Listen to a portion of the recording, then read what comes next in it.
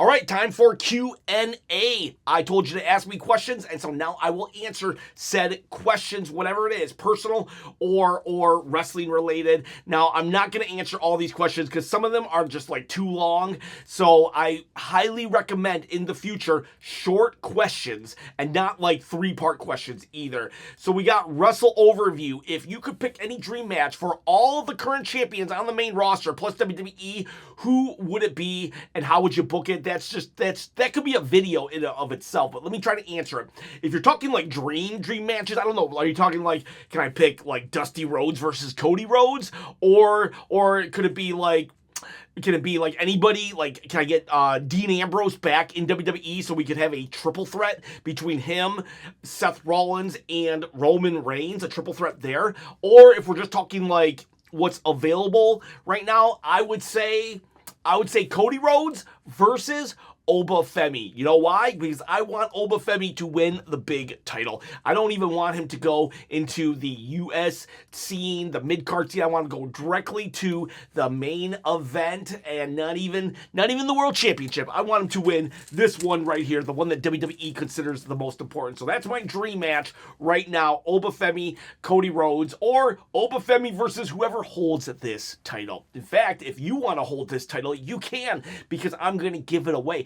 At 20,000 subscribers, I'm going to give away said title on said shoulder. All you got to do is comment below, subscribe to the channel, hit that bell notification. This is not a toy, it's a replica. Please help me get to 20,000 subscribers on my quest to quit my day job. All right, let's do some more questions. You're like, wait, what just happened there? If you're new to the channel, I actually do that in all my videos. But everything I said was legit. I do want Obafemi to be the next undisputed title. Nicodemus, my coworker, has said that Seth Rollins is the Macho Man of this era of wrestling. Do you agree with that? And can you think of any other wrestlers that are modern versions of older wrestlers? I actually did a video on this one time. I put Seth Rollins, I think I put him as Triple H, because he's the architect, and then Triple H is the cerebral assassin.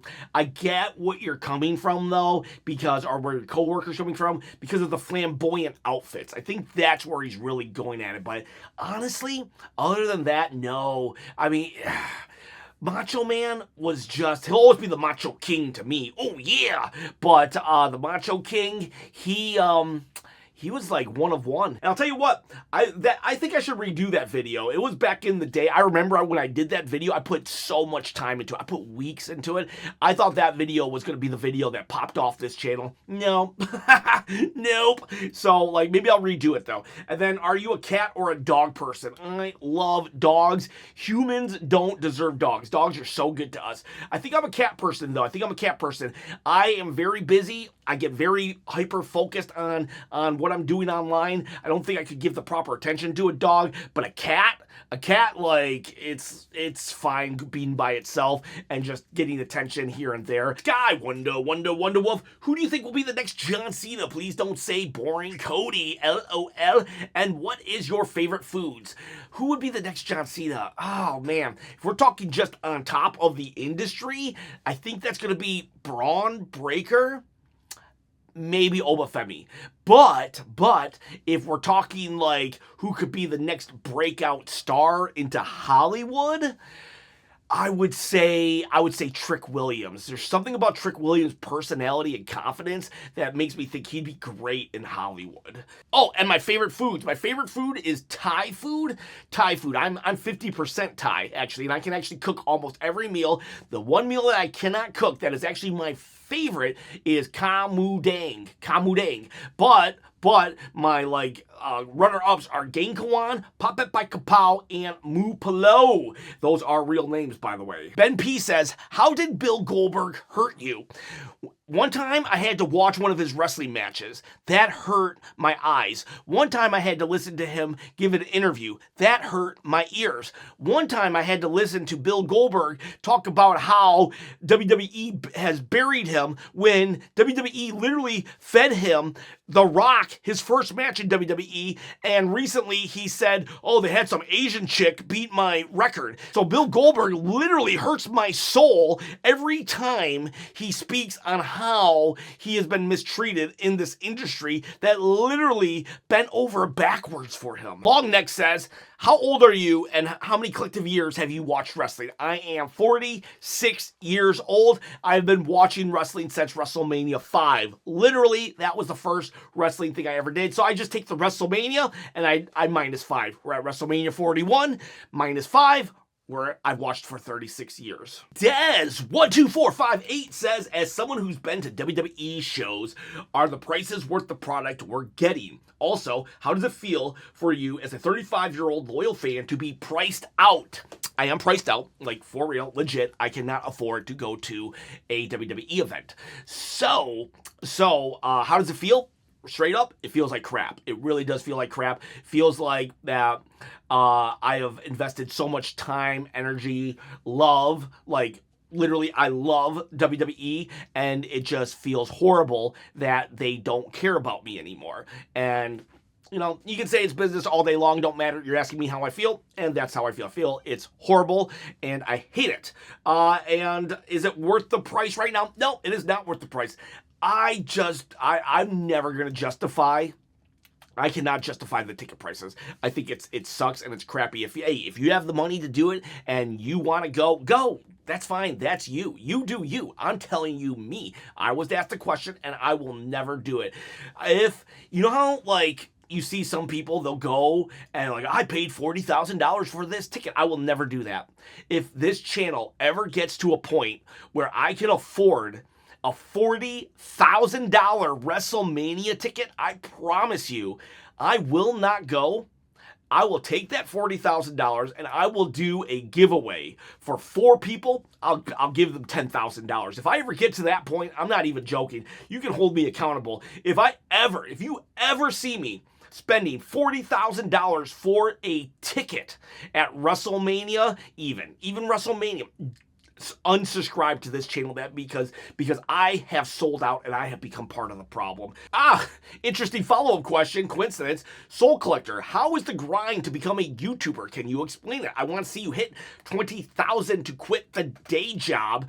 Is that when you start getting paid? Okay, so here's the transparency. I get paid right now on YouTube, but I only make about $500 a month. And that's, hey, you know what? $500 a month is really good. But when you consider the fact that I pay a guy for my thumbnails, and then I pay a guy actually to edit, like probably 3 or 4 of my videos every week, I make $0. In fact, I'm in the negative when it comes to this channel. So, will 20,000 subscribers, will that get me to quit my day job? No, it will not, because it's all about views. It's all about views. Right now, my channel, I get about 800 to 1,200 views per video.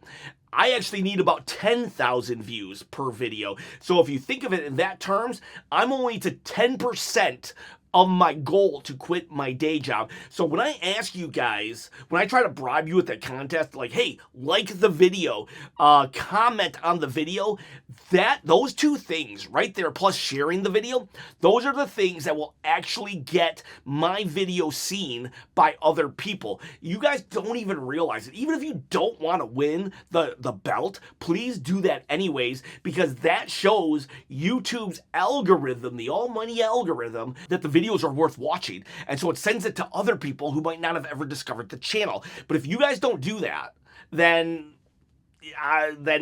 quite honestly, I won't ever make it.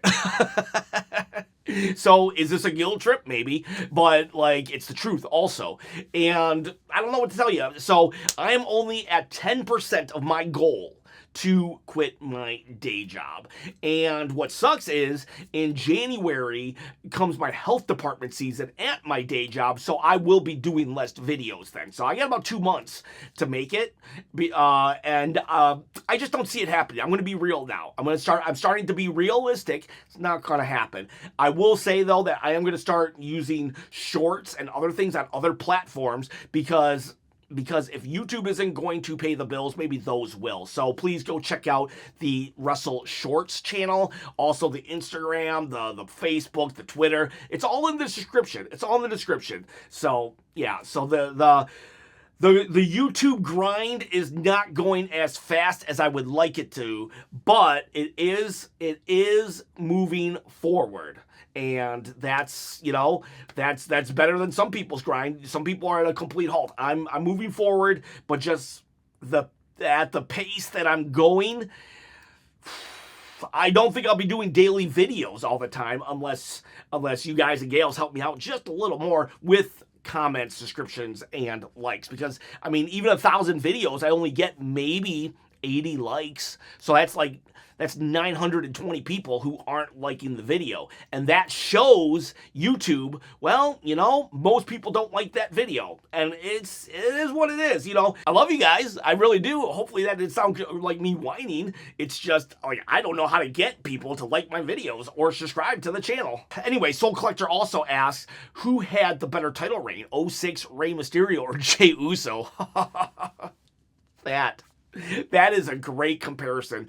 Rey Mysterio did not have a good title reign. I'm going to give it to Rey Mysterio, though, because his title reign sucked, and so did Jey Uso's. Had their bright moments, but the story going into Rey Mysterio's win, that was better. So I'm going to give it to Rey because of the story going into the title reign.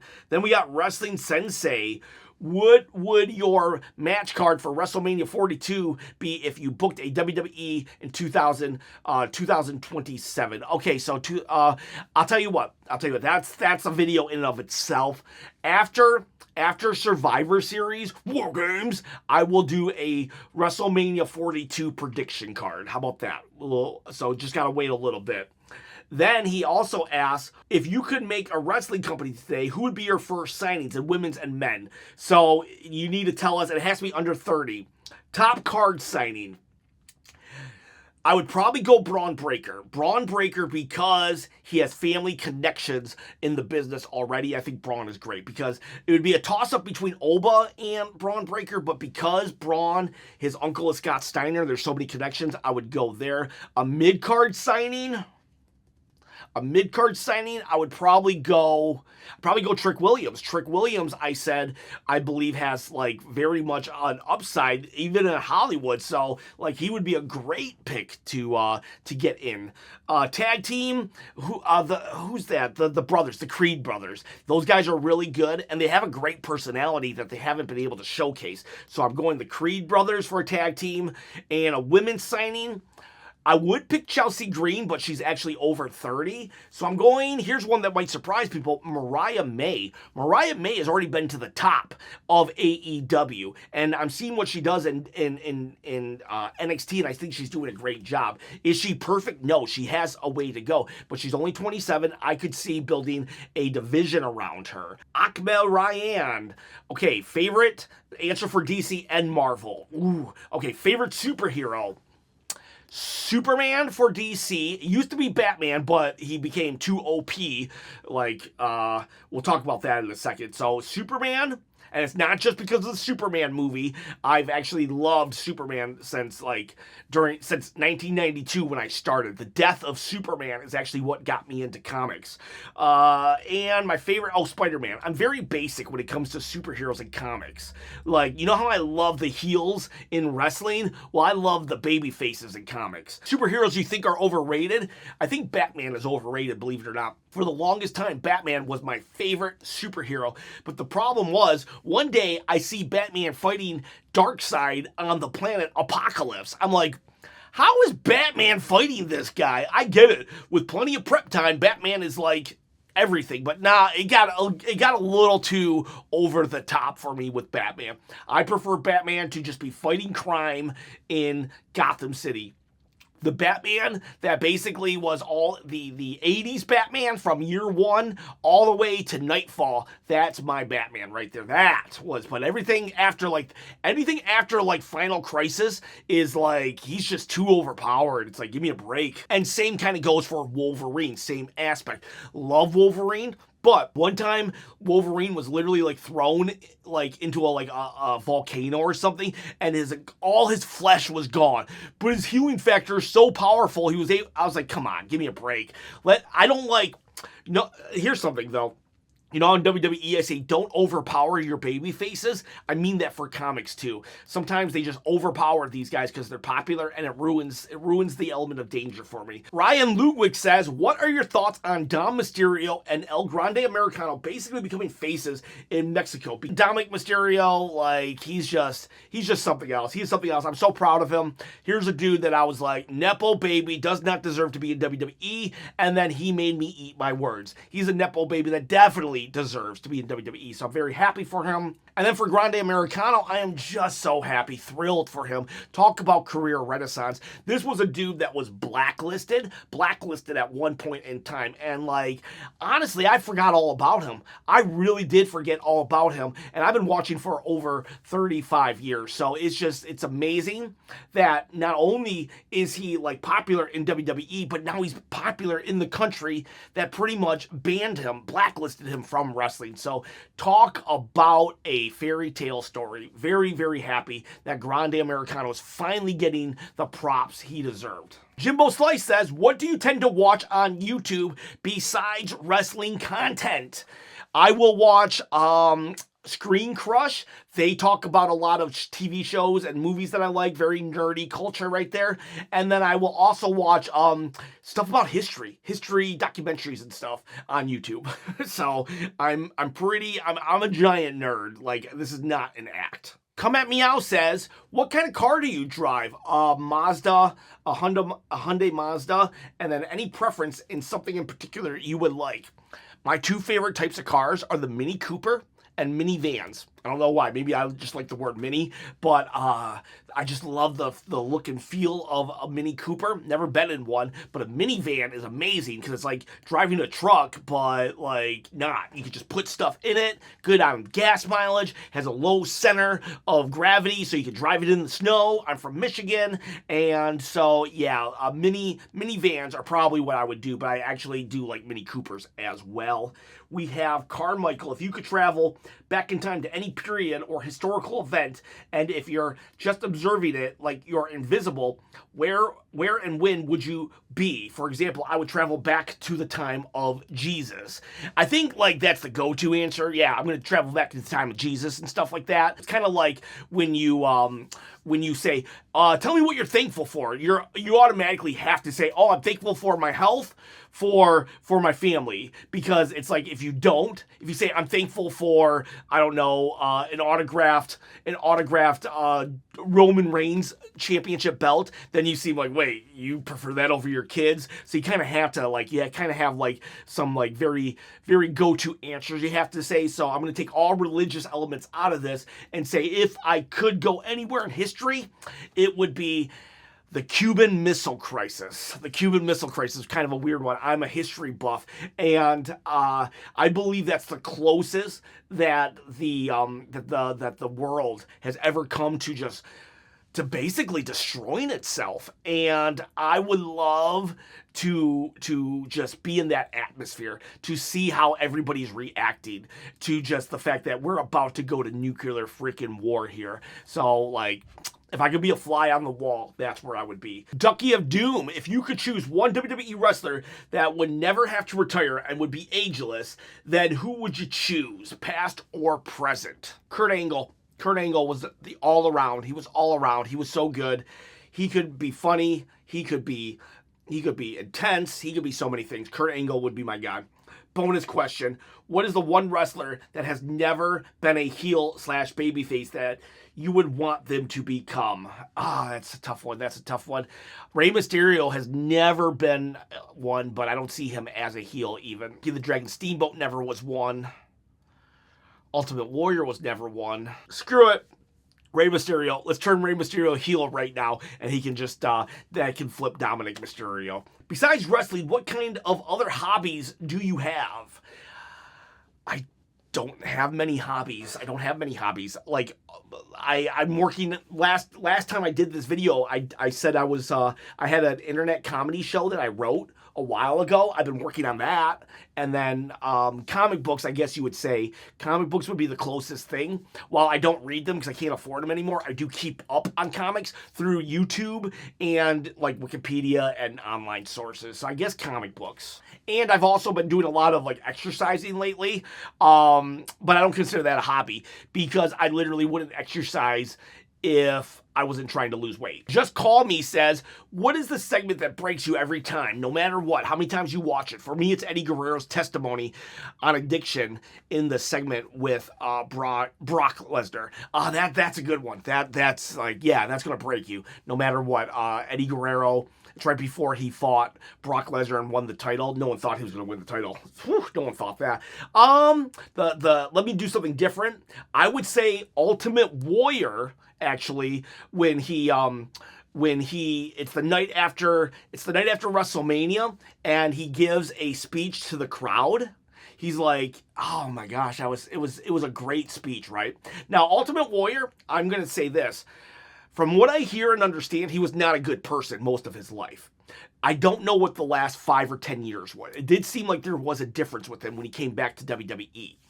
And he gives a speech after his Hall of Fame induction ceremony, and it's just like, it was really good. And then he dies the next day. Literally, real life dies. And it was like, whoa. And then I remember thinking that speech, it was just so, like, now I cannot go and watch that speech. And just like, that makes me think of so many things from my own mortality to just how life is just, like, just hug your loved ones because you just don't know. Holy cow. Yeah, the Ultimate Warrior speech after Raw.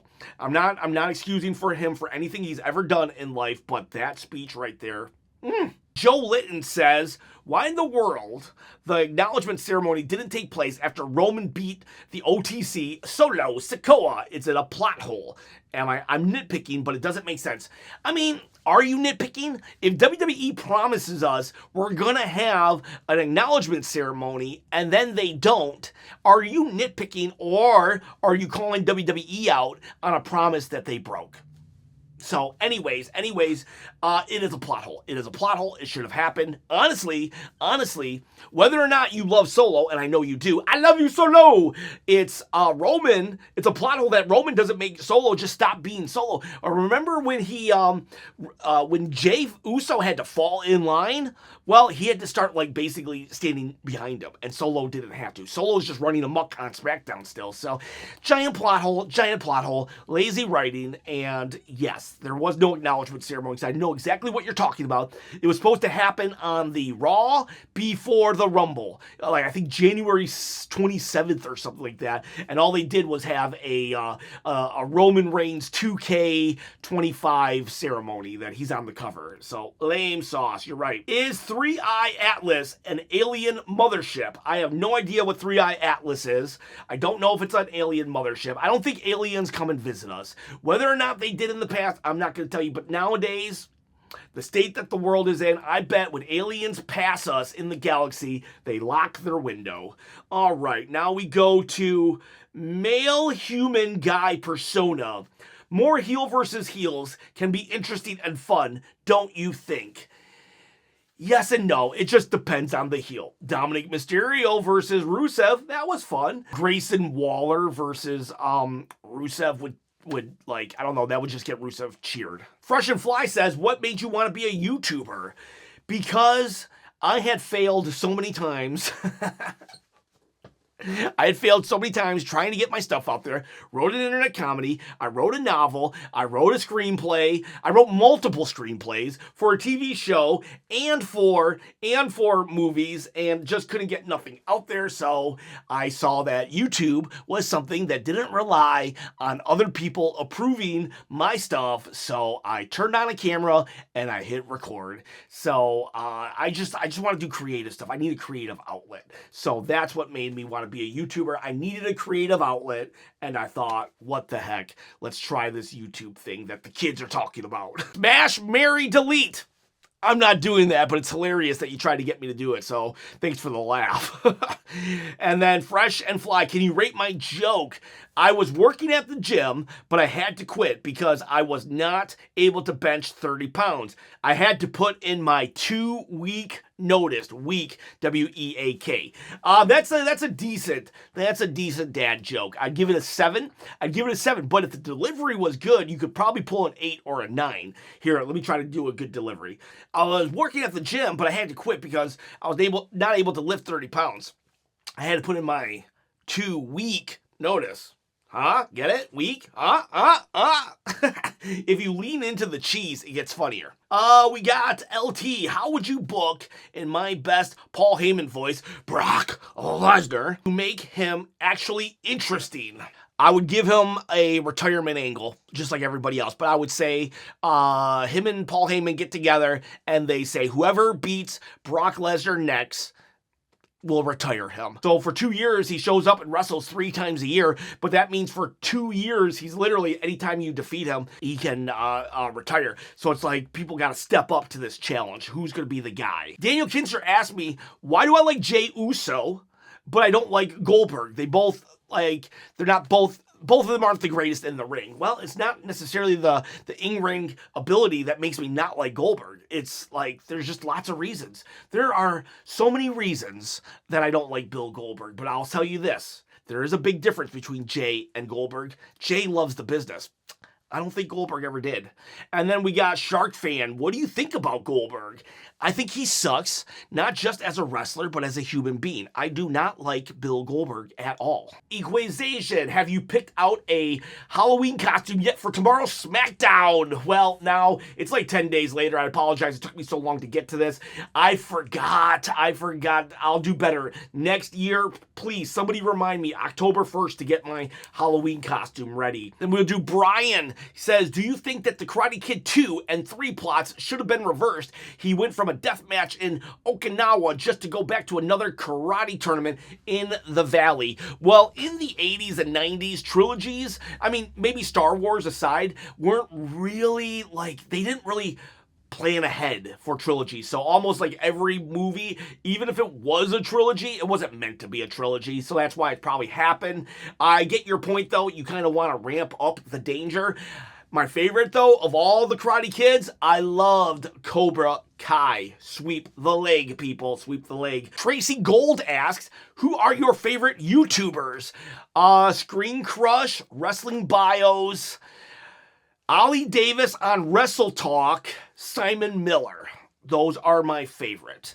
And then we got Max Power Gaming. If you haven't made the video yet, what are your favorite WWE belts in WWE history? Can't pick Big Goldie or the Winged Eagle. The Winged Eagle is actually my favorite belt. So if I had to pick a belt, you know what? I have it. Give me a second. So here's my favorite belt.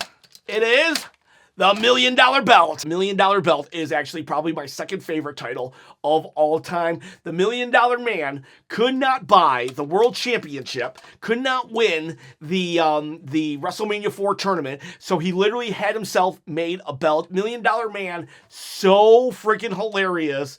And this belt right here, it has tried to make a comeback a couple times. I know his son Ted DiBiase had it, Stone Cold Steve Austin had it, LA Knight even had it, Virgil had it, R.I.P. Virgil, and there were been people, but nobody could hold it like the $1 Million Man, and so I don't know if you consider that a cop-out, because it really wasn't defended. It was just the $1 Million Man being his crazy, zany self, over-the-top self. So if I had to pick a belt that wasn't this, what would be my favorite belt? Wasn't that, I would probably actually pick the big gold belt from WCW, which, wait a second, I actually hate the big gold belt from WCW, but when NWO Hogan spray painted it, I thought that was such a disrespectful, genius way to get someone over.